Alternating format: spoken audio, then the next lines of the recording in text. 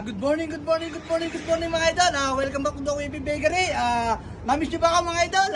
Inaanyayahan po namin kayo mga idol na puntahan nyo po ang aming bakery, ang Kuya Pig Bakery. Dito lang po nyo matatagpuan sa Alcasimeya. Backside po kami ng Nesto mga idol.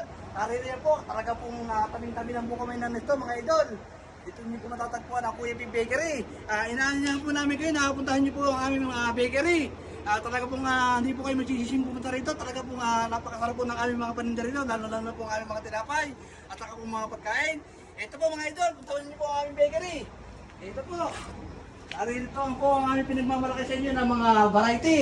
Ayan po, napakarami po yan. Marami po ang choices kayo mapapapilian. Iba't iba pong klase ng tinapay yan mga idol. Ito po, may mga rin po kami dito mga pastry. Ayan po, may mga pagkain po kami dito, pang ulam.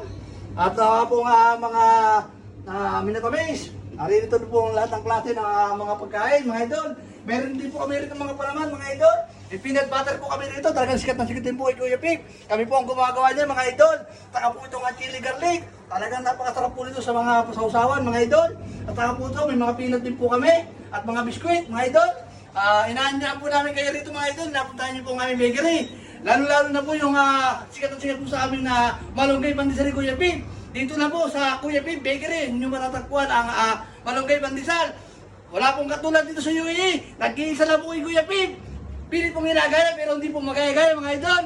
Taka po yung aming regular na pandesal. Kaya po ano po inatan nyo mga idol? Arta! Punta na kayo Kuya Pig Bakery. Maraming salamat mga idol. God bless po sa atin lahat. Salamat po.